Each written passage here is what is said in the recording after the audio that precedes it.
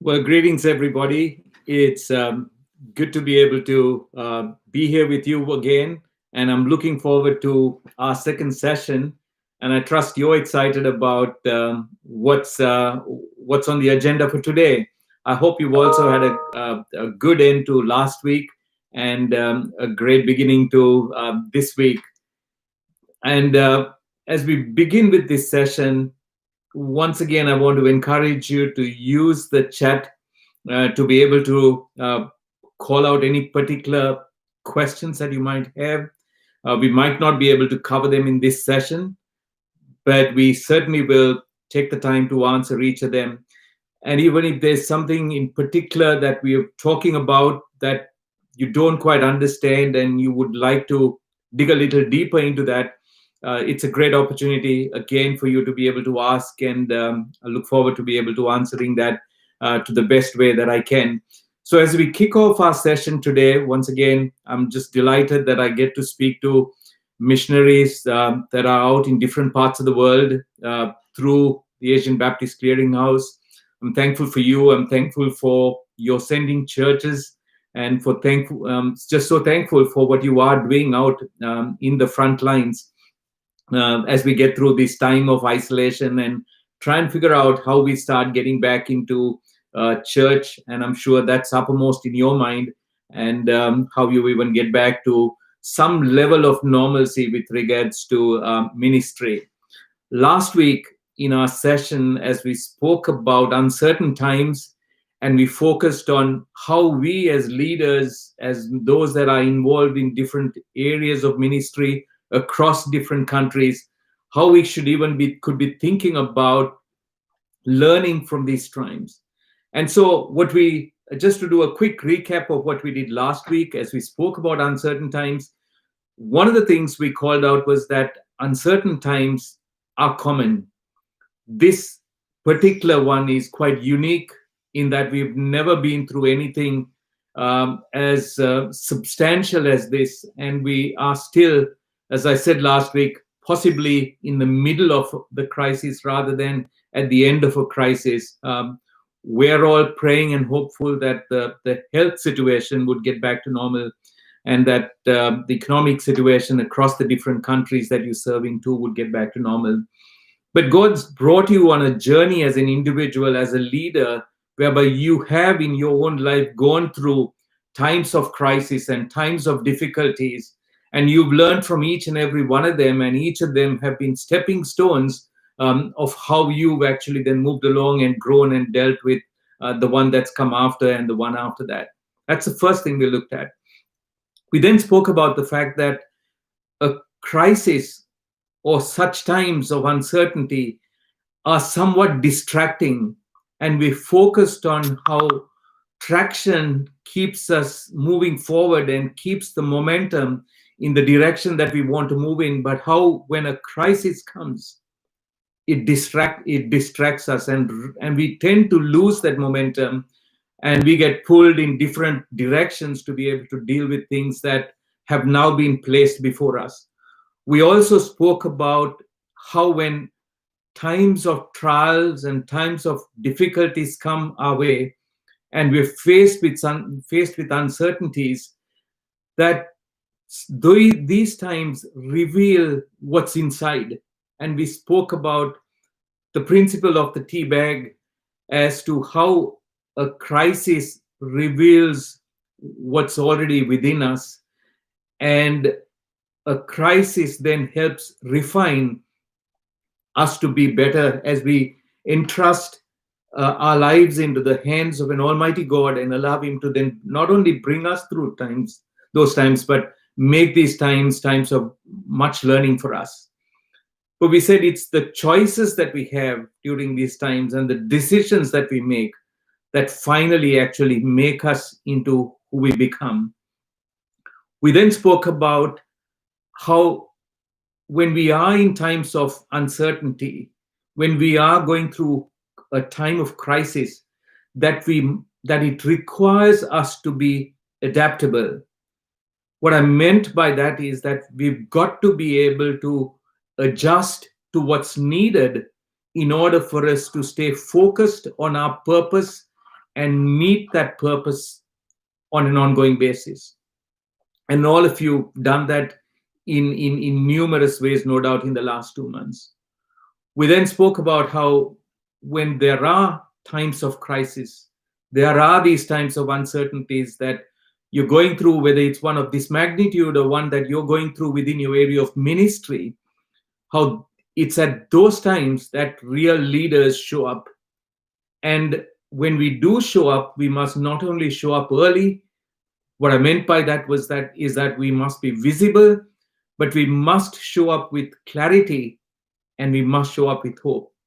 Clarity from the perspective that whilst we may not have all of the answers, we must have clarity around how we're going to respond to those times. And we don't want to leave our people with only a message of doom and gloom and uncertainty, but it's important as a leader that you leave your people with not only an understanding of what reality is as you define it for them, but also that you're leaving them with hope. And with hope, in order for you to do that, we spoke about how important it is that we then, as leaders, are not only confident about what we're doing, but we're also consistent in the things that we're doing, because others that are going through times of uncertainty look to someone that can be a role model that they could look at, observe, and then model their life after. So we spoke about this is what we covered in session one. And again, if you have some questions from that session, please send it to Pastor Bayer or myself directly. Again, I want to thank Pastor Bayer for affording me this opportunity to be able to speak with you. And I don't take this responsibly lightly. It's not only that I've been praying about it this whole week, but I've also asked the Lord that He would not only give me the content to be able to teach, but He would allow me to connect with you. As you may have observed last week, and even as you do it today, I wanted this time to be a coaching time where I can speak to you as though I'm speaking to you one-on-one. And so I'm intentionally not standing up and jumping around as I deliver this. Neither do I want to come through as somebody that is sitting and lecturing to you, but consciously, in fact, I've written down here that I want my tone, how I'm actually even speaking to you, to be as though I'm speaking to you one-on-one. And so I'm being very conscious about that. I wanted this to be a conversation. So I'd like for you to listen to me as though I'm speaking to you, not as though I'm speaking to a large group, but I want you to listen to me today as though I'm speaking to you, and that this is for you. And you have the freedom then to stop me or take the time to be able to respond with any questions you have. And so make it personal. Make this your time of personal development. Make this your time of learning and your time of growth. And I'll do everything that I can to support you in this journey, not only in this session, but also in the sessions that we have lined up and we're looking to bring to you. As I was thinking about our time together today, I wanted to focus on the subject of priority. And I want us to think about the importance of prioritization and preparation as we go through this time of uncertainty. You're going to be coming out in the next few weeks, and you're going to be thinking about how ministry is going to look for you. And as you think through that, you're going to make some decisions. And I want you to be mindful of these two words of prioritization and preparation. And so as I thought about that this week, my mind went back to a portion that I had studied, which was around the life of Gideon. Gideon, as you think about Judges chapter 6, and you think about the book of Judges in general, and certainly other portions of the Bible, we see how There are characters that are portrayed out there that God's consciously recorded there. And each of them teach us some things that are important for our own lives. We see, for example, characters in there that not only recognized what God was trying to do in their life, but were committed to allowing the Lord to do that in their life. We see men that were discouraged, disheartened, felt downtrodden, downcast, defeated. But at some point in their life, they recognized the realms of possibilities and what was potentially possible. Not because they saw something in themselves, but they saw something about their God that they hadn't seen before. And so as I think about Gideon, I see someone that is born into a nation that is going through some very serious difficulties. In fact, in verse 6 of Judges chapter 6, it talks about how Israel was greatly impoverished. And I think those two words would describe the place that you're serving in today and where I am today, irrespective of the countries that we are in today. And you see an individual then at that time when his world is all torn apart and he's not quite sure what to make of it. He even doubts himself. He's living in fear. He's living in the midst of uncertainty. And when the angel then comes and talks to him, as we read in verses 11 down to verse 13, and I'll read verse 12 for you. And the angel of the Lord appeared unto him and said unto him, the Lord is with thee, thou mighty man of valor. That's how God saw Gideon. But if you read the lines just below that, and Gideon said unto him, O Lord, O my God, O my Lord, if the Lord be with us, then why is all this befallen us? And I don't know where you're at this morning, or whatever the time is in your part of the world, but it's very easy to get to a place and feel just like Gideon was feeling right there. But as God looks at you this morning, God sees you as a bundle of possibilities. God sees you as someone that he can take and he can do and accomplish in your life and through your life things that he, similar to the things that he did in the life of Gideon. So I want to encourage you today that as we go through this time of study, be reminded that Gideon's God is your God. And he sees you as a mighty man of valor. And he wants to pick you up from where you are and take you on an incredible journey, just like he did Gideon, and accomplish in your life things that are similar or even way beyond that which he accomplished in Gideon's life. But all of those good things happened at the end because Gideon stayed committed to the preparation that God was going to take him through.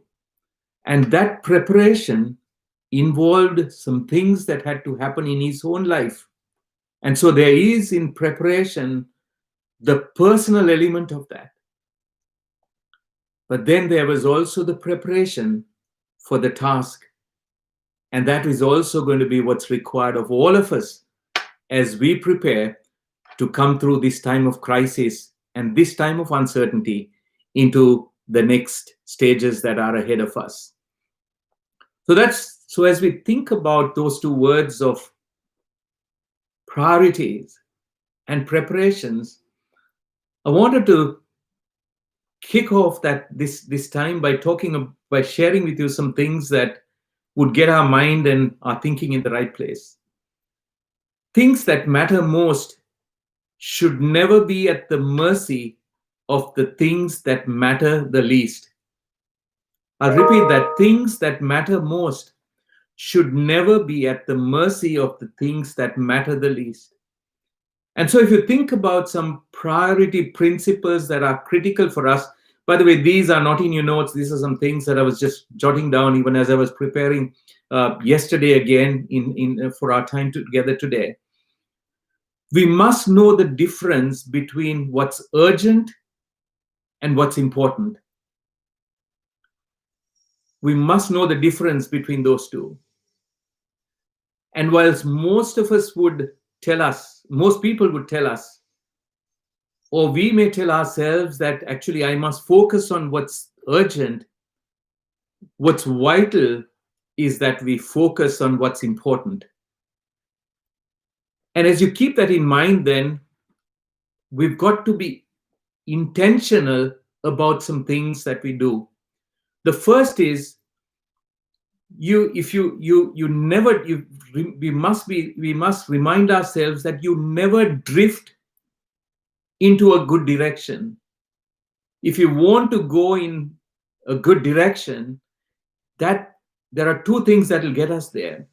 First is intent, and the other is purpose. So as we think about the subject of priority and prioritization, I want to have you think about your schedule. I don't know how you plan your schedule on a daily basis or on a weekly basis. When we have the time, I'm happy to tell you about how I do that. But it's important to remind ourselves that we should not fit our priorities into our schedule, but we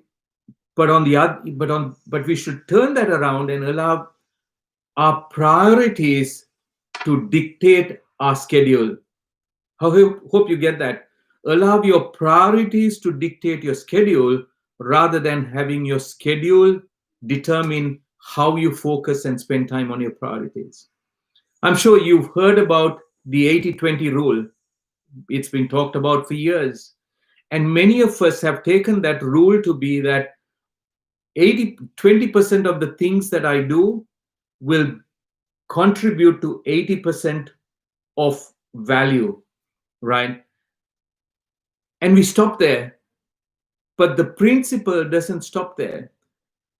20% of the things, of the top 20% of the things that we do will deliver 80% of the value only if we spend 80% of our time focusing on those 20 on that 20%.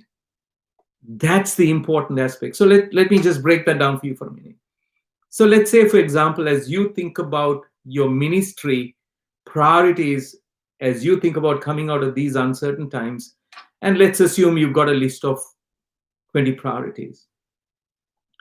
In that list, the top 2 or 3 priorities are what you would come to the conclusion are most critical for the success of your ministry. One of those priorities, no doubt, as you think through that, you would say is your personal time and your communion with the Lord. And then you will have other things that you list out. And whilst you may have a list of 10, those top 2 or 3 or 4 things are what's going to give you the biggest return. Now, then the question is, when you're thinking about your calendar and your schedule for the week, it's important that you give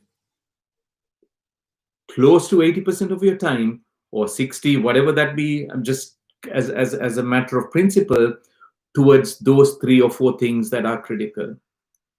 And then it's important that you're spending time every day working a little bit on each of those things.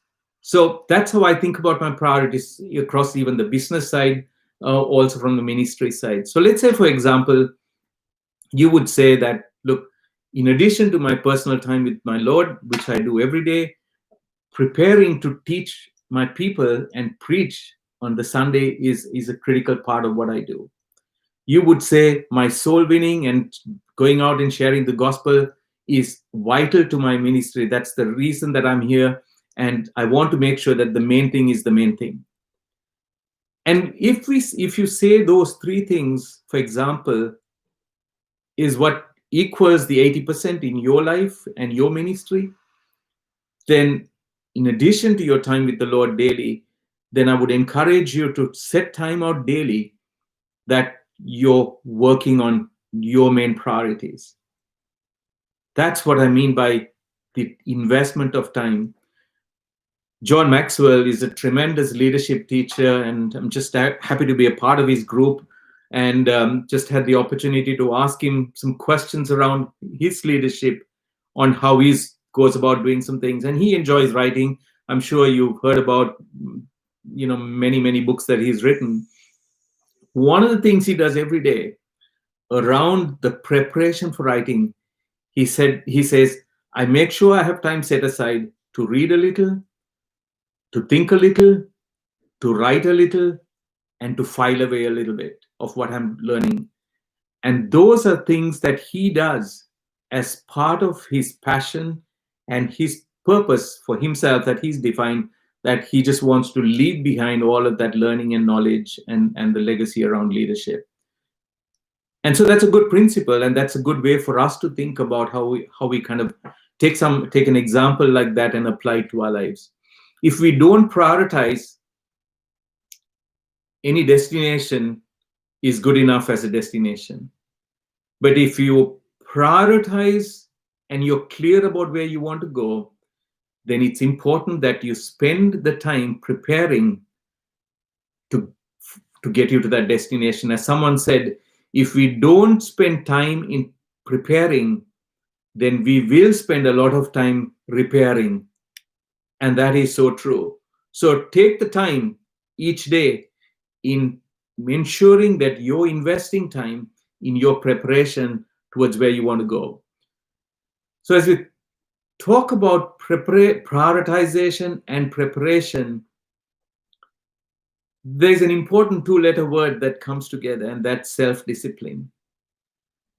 Self-discipline means that there is restraint being exercised over one's emotions, impulse, or desires in order to be able to alter our habits and then change our behavior and then get us to a specific outcome.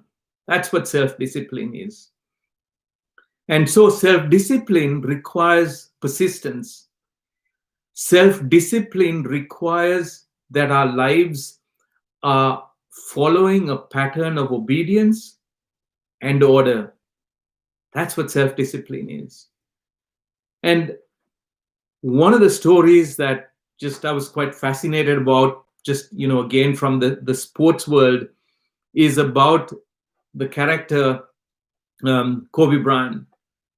He's just been he was a tremendous sportsman. But what fascinated me about him was that when he began his days in basketball, at the age of 12, he couldn't even, the first time he went out for a camp, he couldn't even shoot a basket. But by the end of that camp, rather than actually quit, he actually read something about, or somebody told him about Michael Jordan, and as to how Michael Jordan was pretty much actually ready to give up the game too. But what changed him around was the preparation. And so Kobe Bryant talks about how he actually began that journey of preparation. And the story is told as to how, when he was part of the US basketball team that was preparing to go to the British Olympics, there was a gentleman who was basically one of their coaches, in terms of just to kind of make sure that the body was being well prepared for, obviously, the World Cup that was coming up. And so this coach sat with him and talked to him about what he did. And he said, look, if there's anything I can do to help you, don't hesitate to call me. The story is recorded that 2 days later, 4:15 in the morning, Rob's phone rang and he picked it up and it was Kobe. And Kobe Bryant said, "Look, you told me to call you if I needed some help, and I was wondering if you can help me." He looked at his time; it was 4:15, and he said, "Well, if you're out in the gym, why don't I come there and see you in a little while?" He went over. 20 minutes later, he was down there, and when he got down, he found that Kobe Bryant was already actually his shirt was drenched. He had been out there long before working out in preparation, and so they spent 15, 40, 75 minutes of training, then another 45 minutes in weights, and then at the end of that session they spent about 2 hours together. Rob said, "Look, this is great. I'm going to just go back. It's 7 a.m. I'm going to get a little bit of rest, and then I'll see you back on the training at 11 a.m." And so he went back, got a couple of hours of rest, got some breakfast, came back at 11. When he came back, he saw all of the different players and the coaches hanging around the gym in different areas. And he looked, and in the distance, he could see Kobe Bryant, and he was still shooting baskets. So he walks over to him and he said, "That's great. How did your workout go? What did you think of it?" And Kobe looked at him and he said, "Which part of it are you talking about?" He said, "Well, the fitness training that we did." He said, "Oh, okay, that went really well." And he said, "Well, what have you been doing since?" Well, he said, "I wanted to kind of shoot 800 baskets, so I've been here and I just finished shooting the 800 baskets." And what that coach found out was here was somebody that had started almost at 4 o'clock in the morning, and at 11 o'clock he was still practicing and preparing for what was ahead. And what Rob found out was that was not just a one-off just for the Olympics, but that was a pattern in the life of this sportsman. He spent 7 hours of practice or preparation before even the practice started each day with the team. And then he would spend, after the lights were all gone and everybody was gone, again, he would spend some time alone or with one other practicing together. That's what defined his life, not only at the beginning, but that's what characterized his life all the way through, even as he became, as he was a Hall of Fame personality. I'm just sharing that with you to say that that is how a sports person took on the mantle of preparation for something that he wanted to achieve in his life. The question that I have for you this morning is a question that I've been asking myself. What is my preparation like as a servant of God for the ministry that He's entrusted to you? He's put you in a place where He wants you to be the light and the salt. How bright is your light shining? But the brightness of how bright that light shines is going to come through the preparation that you put in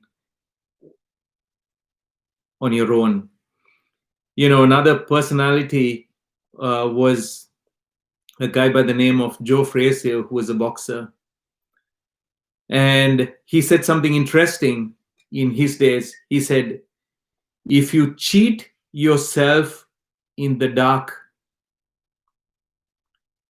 you will be found out under the lights." What a tremendous statement.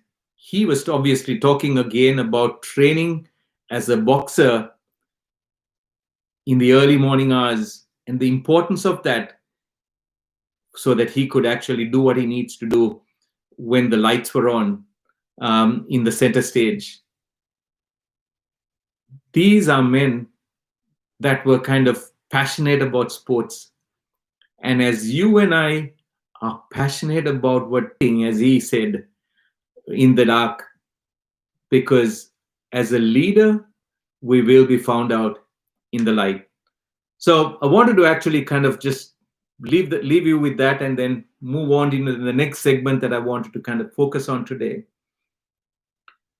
And so, as we think about a crisis, and I said the other day or last week that our leadership is exaggerated during a time of crisis. So, as we think again about uncertain times, there are some things that I wanted to call out today that we need to be mindful of. The first is that a crisis never leaves us the same. We've all talked about how when we do get back, there will be what everybody calls a new normal. And that's going to be true in business. That's going to be true in education, because this time has flipped education on its head, where education has gone from a bricks and mortar environment into almost 100% online environment. And now, as we move back into some level of normalcy, it'll be interesting to see how the mix of a bricks and mortar and an online environment is going to come together in education. And you're no doubt asking those same questions, because there's going to be some things that are different, even as far as ministry is concerned. When you do come back, for example, in some countries, in Australia, for example, they've said you cannot have singing, you cannot have a choir, you cannot have an offering bag, you cannot have a bulletin that's going to be handed out. And so you can't sit next to each other. You got to have a 4 square meter distance between uh, every the people in. So many things are going to be different, and you're no doubt thinking about that. And the question you're no doubt asking yourself is, how can you get through such a time and come through such a time stronger? Because a crisis, as I said, when it never leaves us the same, it can move us forward or it can move us backward. It can make us better or it can make us bitter. It can make you a victor or it can make you a victim. The question was asked of someone, I know who it was asked, I'm just not going to mention the name. How do you stay on top of your game continually? And the answer to that is to be mindful that any game in life or in sport is continually changing. And this crisis is changing some things around you and will change some things around you. It may even change some things in your home. If your children are studying from home, you're working from home, it changes things. But how can we then adapt to that change and then make sure that we are ready to face what's ahead? And so it's important then, as we think about preparation, that if we must invest in our growth today. And the fact that you're here today, you're participating in this call, is an indication that you're interested in growing. And it's important that we grow today to be prepared for tomorrow. So make it your goal during this crisis to become bigger and to become better. So because that's important, because as a leader, you've got a responsibility towards those that you're leading. And when we climb a mountain, and you're climbing this mountain as a leader, it's important that you leave footholds for those that are following after. And when you reach the top, it's important that you anchor the rope there at the top so that others can actually then hold on to that rope and get to the top themselves, because that way, in touching your dream of getting to the top, you can also help others achieve their dream. And that must be your goal as a leader, because it's not about us getting to the top, but it's about us helping others get to the top. And how we do that is by leaving those footholds and leaving that learning that others can then take hold of, and they can actually then follow your pathway, and you can then help them get to the top. So I hope as you're listening today, And as you're taking down notes, I hope you will take some of the things that we've talked about today, what we've talked about last week. And a good way to learn and internalize that is to teach somebody else. So bring some people around you and invest in them and teach them, so that you're helping yourself, but you're also helping others get to the top. So that's the first thing I want us to keep in mind, that a crisis moves us, it'll never leave us the same. And we've got to make sure that we're learning during these times so that we can get bigger and better. The second thing I want us to remember is a crisis brings into examination our influence. It brings into examination our influence. And I want you to think about this very carefully, because, and the question I want to ask you is, are you driven by influence or fame? Are you driven by influence or fame? In other words, are you and I investing in people because we want them to truly grow, or are we investing in people with the motive that we want to be popular? In other words, are we looking for followers or are we looking for fans? That's a question that we must ask ourselves, because it's very easy to become the center of focus. And when we become the center of focus, we shift from being someone that wants to influence others to it being about us. So, what's the difference between the two? Fame, influence, well, is about moving others, helping others grow. Fame is about others knowing how we are moving and how we are going places.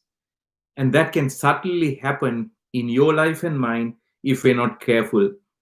So it's important that we examine what's driving us, and we examine our motives especially during times of crisis, because our goal should not be about making people dependent on us, but our goal should be about helping people be dependent on their God.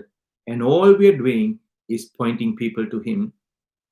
Fame seeks to make known our movements, while influence focuses on helping others move and become the best that they can. So the question then is, how do we influence? How should we influence, and how could we influence others? First, we must invest in growing today. If we don't invest in us growing, whether that be in your knowledge of God's word or whether it's in your leadership, then what happens is very quickly what I call the LID principle sets in. So you're here and your people are here, but your people are growing and growing, and if you're not growing, it's going to come to a stage where they kind of get to that place that they can't grow any further. And the danger of that is in today's context, because what the last 10 weeks has opened up is the opportunity for people in maybe your own church to not only look to you to feed them, but they now have a phone and an internet in their hand that allows them to go out and look everywhere else as to where else is there food for them to glean from. And if you're not growing, they're going to find some other places that they're going to be able to find their food from. And very soon, we will lose the opportunity to be an influencer in their life. So we've got to be careful that we are growing continually in our knowledge of God's word and in the application of God's word in our own lives. And we're also growing as a leader. The second is, so invest in your growth today. Second is, commit to preparing for what's ahead. And we've already covered that off, so I'm not going to spend too much time around that. The next is then, how do you develop your influence? So how do you develop your influence? The first is one, I'll tell you what I struggle with. My struggle is that I've got to always be aware that I'm killing my comfort, my comfortable place or my place of preference. And I've got to kind of push myself out of that place of comfort and that place of preference to be able to learn and explore and do things. So that's the first thing I would say is good, something that you probably need to be mindful of also as to how you develop the ability to become more of an influence. The second is accept that you are not perfect and committed to growing. You know, to me, I've realized that this is one area that I've got to be mindful of all the time. That I am far from perfect and I've got to stay committed to growth. And even after 35, 40 years, even in the corporate world, I've got to be careful as not being seen as someone that has all the answers. Because the one thing this crisis has taught me is that I did not have all the answers. I did not know what the next day was going to bring. And so we all must have that mindset of knowing that we're not perfect and we need to grow and we need to keep growing continually.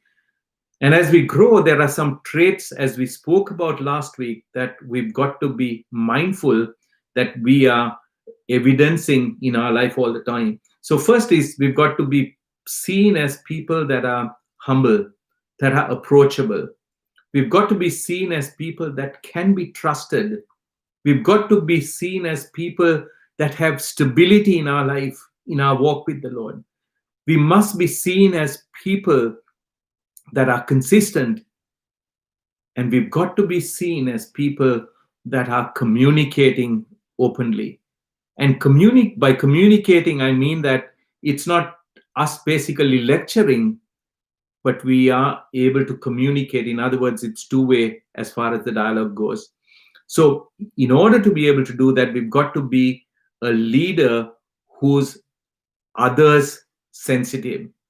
And when you become a leader that is others sensitive and others minded, then we have the opportunity to increase that influence. In influencing, many don't do the work of thinking, um, you know, that is, and because we think it's not going to be used. So I'll give you an example. In my early days in my corporate world, I had to actually kind of make a decision, and I had to come to a place of recognizing that every opportunity that I had and I was presented with to do a task, I had to see it as a golden opportunity to demonstrate my best work. And so there was one time I was asked to look after the country, in addition to a few other places, the country of Pakistan. It was not the easiest place to travel to at that time because there was still some hostility there even at that stage. And it was not one of my favorite countries to go to. It was also a difficult country to get things done because of all of the bureaucracy and everything else that was going on. Even though I was working with the banks, things, just obviously took a lot longer. But I gave it the best that I could, and I prayed about that country as much as any other country that I had opportunity to serve and do work in. But what I learned through that one experience was that the turnaround that we saw in that country became known in the United States. It was spoken about by American Express at the analyst presentations in New York and in other places. I had the opportunity to take what I had done and present it to the board of some board members of American Express. All of those things happened because I treated that opportunity as an opportunity that I could actually produce my best work. And that's a lesson that I learned that I haven't forgotten since, and that's what I'm teaching you today. No matter what you're called upon to do, as you're teaching your people that you've got helping you in your ministry, whether that is teaching a small, the little kids, whether it's teaching a music ministry, whether it's teaching a young adults ministry, whether it is going out soul winning, whatever it be, encourage your people and lead by example in doing your best work every day. In other words, let every day be your masterpiece that you're using to demonstrate your faithfulness to the Lord and your best work to the Lord. And what is seen in secret, what is seen in that place, don't view it as something that is just necessary to get you through to the next stage. View it as part of your preparation so that you will see every day of your life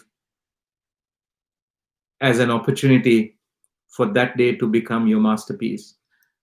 I used to have a line that I'd actually written out and my son took it and pasted it in my study for me some years ago. It said, be your personal best today, every day. Be your personal best today, every day. In other words, when you come in for your time with the Lord today, tell him, God, Lord, I want my time with you today to be the best that it's ever been. And I want that not only today, but I want that every day so that every day gets better. And the same in the area of your work. I would encourage you to do the same thing. The enemies of influence, some, if I could call out, the first is the loss of your authenticity. I spoke about earlier about being about the humility side, the trust side, the confidence side, the consistency side. Let's be careful that we're not faking any of that, because when we do, we lose our authenticity. And crisis tends to reveal what we are on the inside, as we spoke about last week. So be always real, and let that be your goal. Be always real, not always right. You don't have to be right always, but be always real. The second enemy of authenticity, of influence, is not only authenticity, but a loss of credibility. In other words, do what you said you will do, because if you don't, you will erode credibility. Do what you said you will do. And the third is, be careful that you don't lose your freshness. Don't lose your freshness in God's word, but also in your life as you labor. Be careful that you're getting the rest that you need in order for you to be, and time that you have for you to study, to be refreshed, and to recreate yourself. So those are some enemies that we need to be mindful of. Then the question is, how do we influence? And how we influence, an important aspect of how we influence people is that we add value. What I'm doing today is I'm trying to invest in your life and add value into your life, in the hope that you will be able to take this and that you will be able to add value into somebody else's life. And that's how we influence. The second is, we've got to start forming those personal connections, because people will receive what we teach them when there is that personal connection. And so that's something that would help you. The third is, we've got to believe in others, because if we lose hope in other people, that comes through very, very easily. Our shallowness in our conversation will come through. So be careful that you believe in them. And even if they failed you before, treat them as this being a new opportunity. And you've got all of the faith that they will take on board what you are telling them and put that into practice. Finally, inspire hope, as we spoke about earlier. So that's the second aspect that I want us to keep in mind. A crisis brings into examination our influence, and we've got to be people of influence. The third is that a crisis allows us to examine our focus. A crisis allows us, allows us to examine our focus. And as we think about focus, I want you to think about what matters. Examine what matters. A failure to focus on yourself makes you rudderless. In other words, it's you like a boat that's out in the water or a ship that's out in the water without a rudder. And if you don't have focus, that's what our life is. It'll drift. A failure to focus on others makes us careless. Think about that, because God's just put you in a place for one purpose, to be able to invest in those around you. And a failure to think about them or focus on them makes us careless. But a failure to focus, the third is, as you think about focus, is that we've got to also be mindful that we're focusing on the external. So it's important you focus on yourself.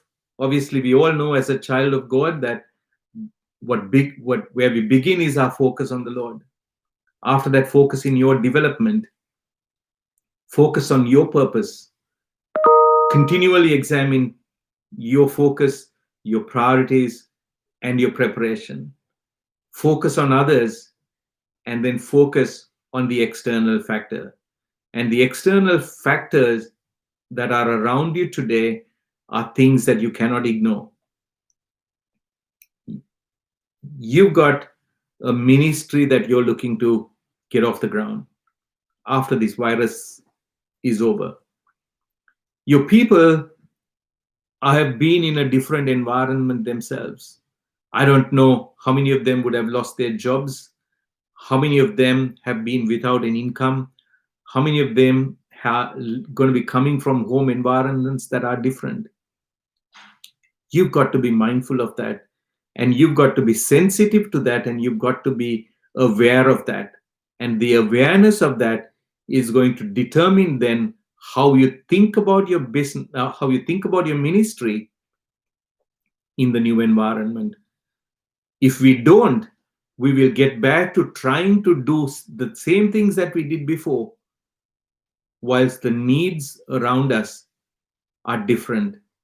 And so invest your time in understanding where your people are at, understand what they need, understand things that they're grappling with, and then think about how you then tailor what you're doing in the ministry to support and meet those needs while staying focused on your priorities and goals.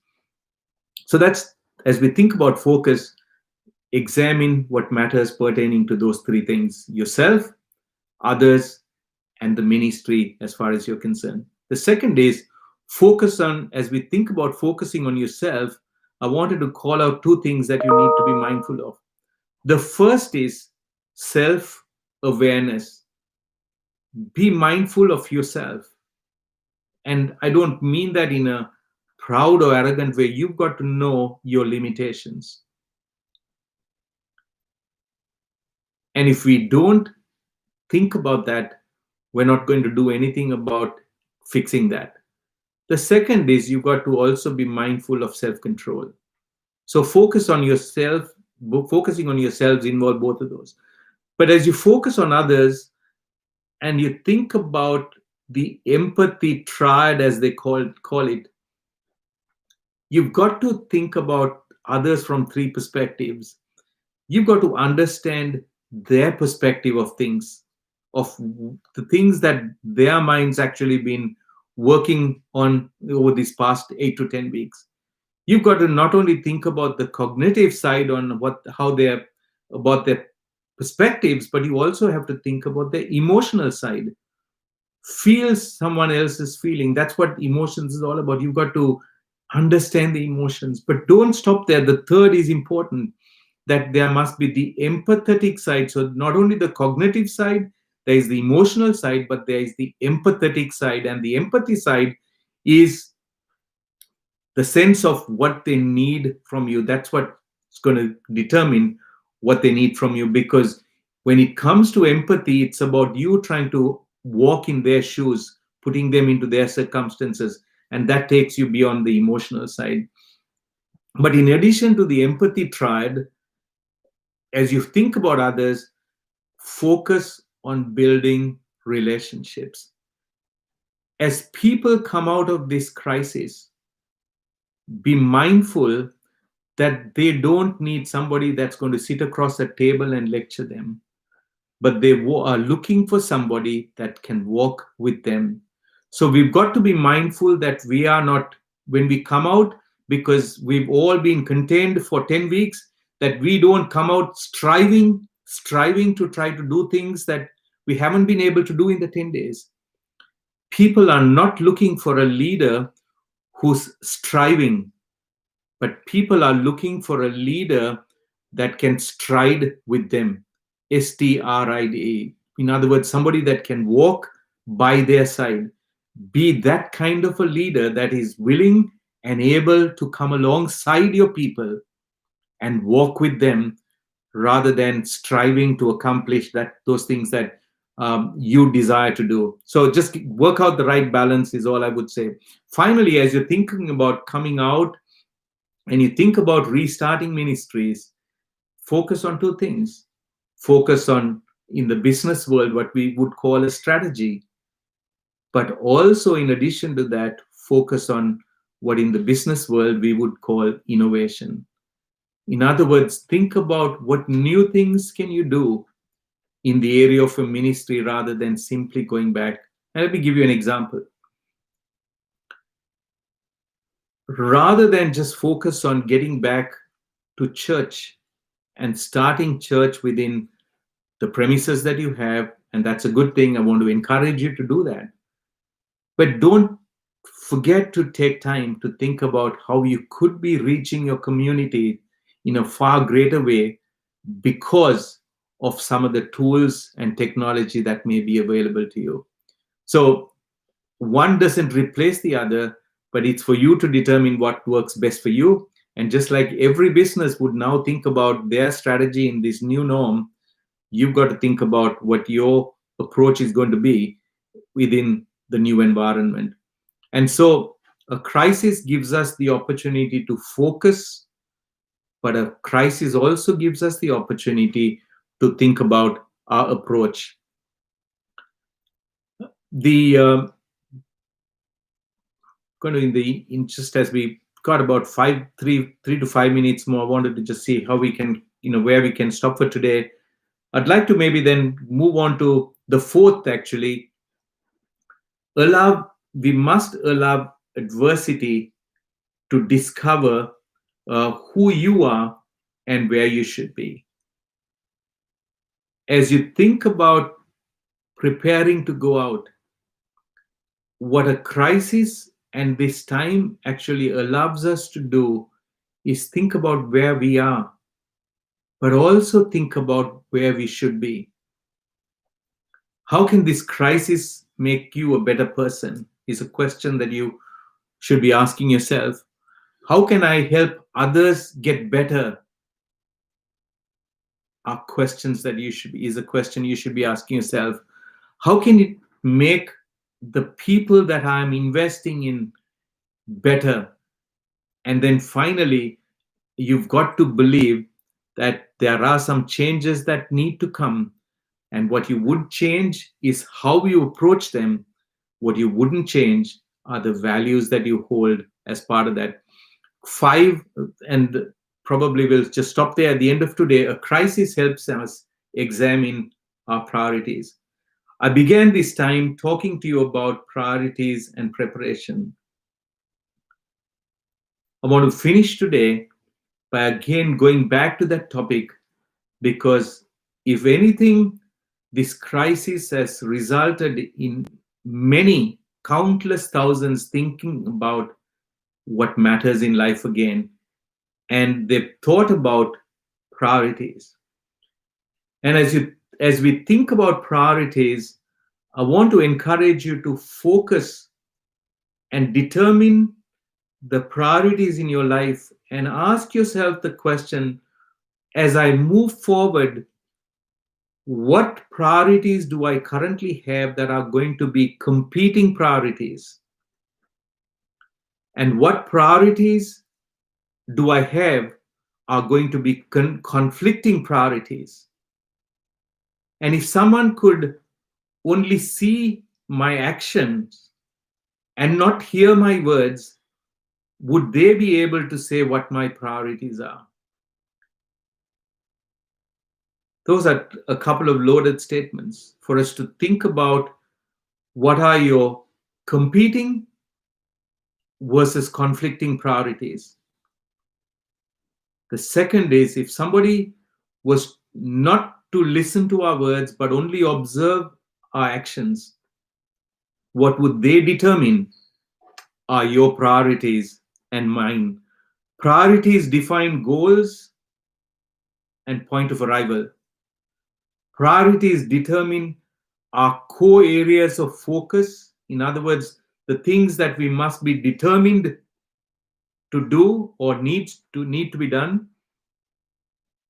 And so if you ask me the question, what's different? What's the difference between conflicting priorities and competing priorities? Let's try and see if we can unpeel that a little bit today. A conflicting priority is when you assess all of the things that you have to do. And let's say we took that earlier example and you had 10 priorities. You've got to ask yourself, where am I going? What is my point of arrival for this ministry by the end of 2020, for example? Once you determine where you want to be by the end of 2020, you've got to then ask yourself the question, look, which things are on this list that actually are not really critical towards getting to where I want to be by 2020. And then those become conflicting priorities. And so if you want to focus and prioritize, the first thing is you want to make sure that you're removing those things off the agenda. And by doing that, then you're going to be focusing on the things that you need to do. And these may be good things. For example, you may say, when I come out of this crisis, I've got 10 things to do. One of them is to do, let's say, for example, um, an area of ministry that you want to, let's say, spend some time writing a discipleship book. Now, as you think about where you want to be at the end of 2020, and you've got 5 things or 8 things in that list that you already have that are critical to getting you, because you prioritize where you want to be in 2020 to be your point of arrival. Now, you may then come to the conclusion and say, look, me as a pastor, as a missionary, as a leader, spending this time in writing this book is actually not going to help me with what I want to accomplish in 2020. It's an important thing. It's something that I want to be doing at some point, but it's going to take time that I otherwise need to in order to stay close to 10 families that are struggling to get through this time. And therefore, this, while it is a good thing, it is going to conflict in me investing my time in helping these 10 families get through the next 3 months. So you may say, I'm not going to work on this for the next 3 months. That's what I mean by a conflicting priority. As you look at what's urgent and you look at what's important, while it may have been urgent that you had a discipleship book, you're now making the call. What is important is that I have time to invest in these 10 families. And therefore, I'm going to focus on the important and leave aside this, which is a good thing, urgently needed, no doubt, at some point in time. But I'm going to park it right now for the moment. That's what I mean by conflicting priorities. So assess all of them, prioritize, and link back to your purpose, and make sure that you're then focusing on those things that you need to. That's what I mean by a conflicting priority. Now, what do I mean by a competing priority? A competing priority is then you've got 10 out of those 10 things. Let's say you've taken 4 things off. Now you've got 6 things that are in there in your list of priorities. Those six things are now going to compete for your time, on how much time you're going to spend. They're going to compete for your financial resources. Now you got to again sit down and take the time and prioritize those six things in order. Remember again those that rule that we spoke about. The top 20% would be deliver your greatest value in the normal sense. So you may say, look, out of these six things that are all competing and all important, I'm going to actually focus on these top three things, and that's where I'm going to be spending more of my time and more of my resources. And the other three, yes, they will get my attention, but they will get less time and less resources. So that's what I mean by you're removing the conflicting priorities and you're focusing on the competing priorities that are critical to getting you there. And so, in the interest of time, I'm going to pause right there. I wanted to just talk to you about some other priority principles which we can pick up next time. But I hope as we talk through this session today, that you once again think about your role as a leader, your role as a missionary, as a pastor, and a person of influence where God's put you.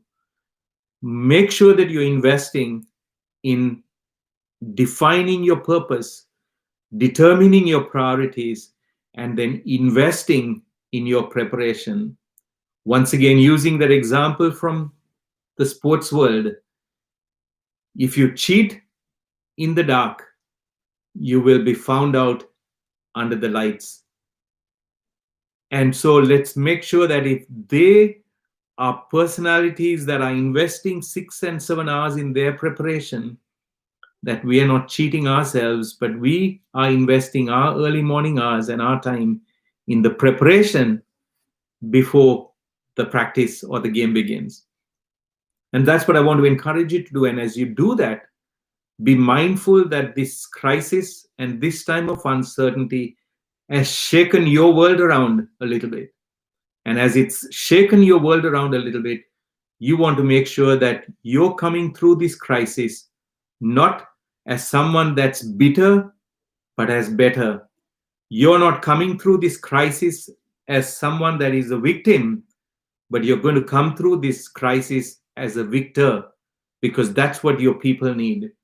And then you're going to think about your influence, that you're going to examine the motivation around the influence, that it is not about letting people know how you're moving, but about you investing in moving others. And you're focused on how you influence. You're focused that as you're influencing, that there is in your life authenticity. You're focused on not just doing right, but you're focused on being right. And then think through, as you come through this crisis, on how even in the middle of this crisis, you allow adversity, you allow yourself to discover what God wants you to discover about where He wants you versus where you are. And the same is true from a preparation perspective, where you need to be versus where you are today. And then you're fixing those things that need to be focused on. And then finally, you think about prioritization again and the importance of that. And how do you do that? And how do you remove from your life and your calendar and your time those things that are conflicting, good things maybe, but yet conflicting in the short term? Remove those out and focus on those things that are competing. Then prioritize that list of competing priorities and make sure that you're spending the best portions of your time and the biggest portions of your time and your resources in those things that are in the top few areas. And those top few areas, as you focus on them, will yield for you the greatest return in the longer term. So I'm going to pause there for today. I hope you found the session interesting. I'm going to certainly take the time to look through the questions that you've written out here. And but I'm probably I may not be able to go through all the comments. I'm thankful for all of the comments, and I'm going to read through that. But if someone has a quick question that you want to ask, even right now, as I look at the screen, and if you want to type that out, I'm more than happy to do that. But as you're doing that, I once again want to thank you for your time. I don't take your time lightly. I've invested a lot of hours this week in preparing for this time because I value you as an individual. I value what you're doing, and I'm delighted to have this opportunity to invest into your life. And I want to thank Pastor Paul Bayer for giving me the opportunity to do that. So thank you again. I'm just looking to see if there are any questions that come through. Thank you for all the kind words and the comments that you've made right here. And maybe we'll stop right there and pick up next week, Tuesday, at the same time. And want to encourage you to take the time to share with some of the other ABC missionaries that may not have been able to make it today. Encourage them to listen to the two recordings from the sessions gone by under Spiritual Leadership Asia. And I look forward to talking to you again. And as I said, I've spoken to you today as I'm speaking to you on a one-on-one basis because I want to be personal and I want to help you as an individual. So I haven't actually adapted a style of lecturing or trying to kind of entertain you. That's not been the case, but I wanted to speak to your heart today and share with you what the Lord's put in my heart for you, because you may be in a country that today is feeling that they are no different to Gideon's time, and you may be feeling as a leader right now that just that you feel just like Gideon felt. God, what's happening all around us, but He sees in you a mighty man of valor, and He wants to pick you up from where you are and take you on an incredible journey where He can not only do some things that are seemingly impossible, but always possible through His power in your life, but use you greatly, even as you come out of this crisis, to accomplish in your neighborhood, in your community, in your village, in the country that He's placed you, some things that you will be able to look back and say, that was God. And that's what He desires to do in your life today. So I want to encourage you to keep serving and keep looking to Him, keep trusting Him, and allow Him to just not only just be the God that you delight in, but a God who is able to do much in and through your life. Thank you again. God bless you.